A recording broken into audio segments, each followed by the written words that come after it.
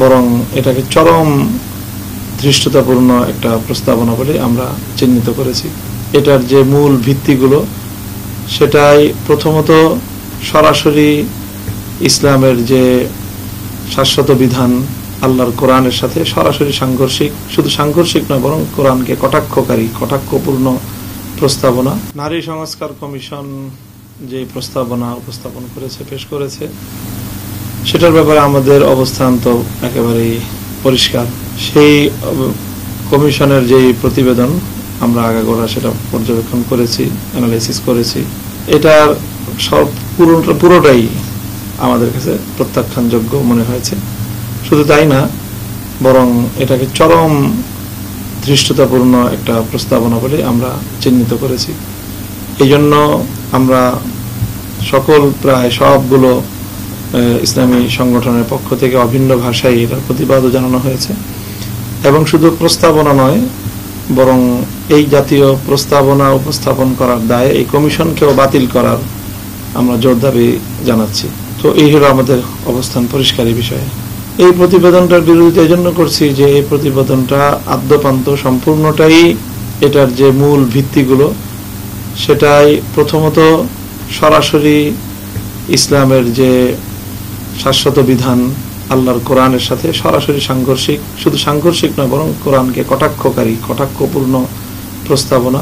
দ্বিতীয় হলো যে আমাদের দেশে, আমাদের সমাজে আবহমান কাল থেকে যে সমাজ ব্যবস্থা গড়ে উঠেছে, পরিবার ভিত্তিক সমাজ ব্যবস্থা, এই প্রতিবেদন এবং এই প্রস্তাবনার মধ্যে এই প্রস্তাবনার সার কথা হলো যে আমাদের দেশের চলমান পরিবার এবং সমাজ ব্যবস্থাকে ভেঙে পাশ্চাত্যের একটা সমাজ ব্যবস্থা, পরিবার যে বিহীন একটা কালচার, সেই কালচারকে এস্টাবলিশ করা, এটা আমাদের কাছে মনে হয়েছে এই প্রস্তাবনার মূল লক্ষ্য।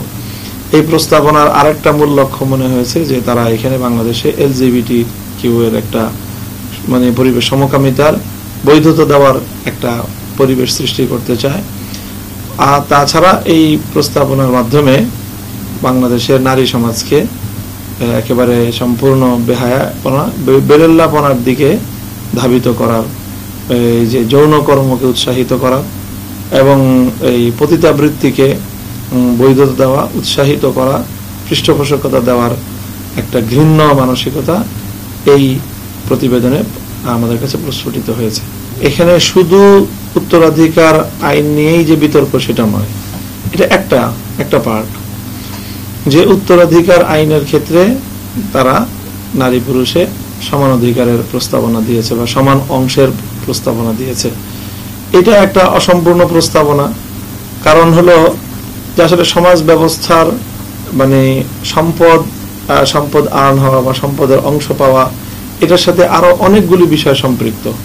যেমন খরচের দায়িত্ব কার, ভরণ পোষণের দায়িত্ব কার, এই বিষয়গুলোর সাথে সম্পর্ক হলো যে সম্পদের মালিকানা কার কতটুকু হবে, কার কতটুকু সংসারের দায় কতটুকু, সেই হিসাবে সম্পত্তির সে অংশ কতটুকু পাবে।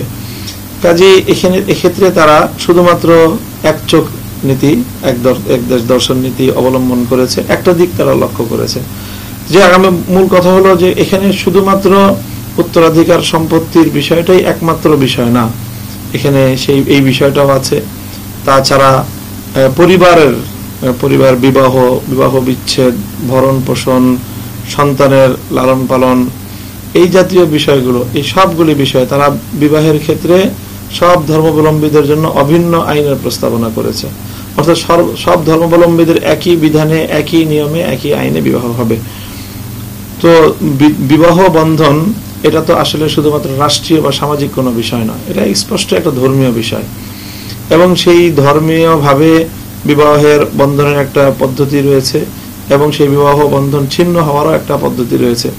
এটা তো কোনো মানুষের নির্ধারণ করে দেওয়ার বিষয় না, কোনো রাষ্ট্রের এখানে নির্ধারণ করে দেওয়ার বিষয় না। রাষ্ট্র শুধুমাত্র যেটা করতে পারে সেটা হলো যেই ধর্মের অধীনে আছে সেই ধর্মীয় বিধানটা কিভাবে তার অনুসৃত হচ্ছে সেই অনুসরণের ক্ষেত্রে সেটাকে রাষ্ট্র পর্যবেক্ষণ করতে পারে বা তদারকি করতে পারে।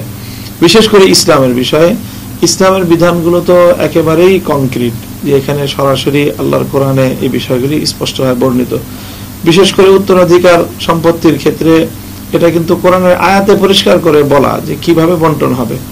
কাজে এই ধরনের একেবারে স্পষ্টভাবে বর্ণিত আল্লাহর বিধানকে, কোরআনের বিধানকে সরাসরি বিকৃত করা বা পরিবর্তন করার যে প্রস্তাবনা, এটা কোনোভাবেই ধর্মপ্রাণ মুসলমানরা মেনে নিতে পারে না।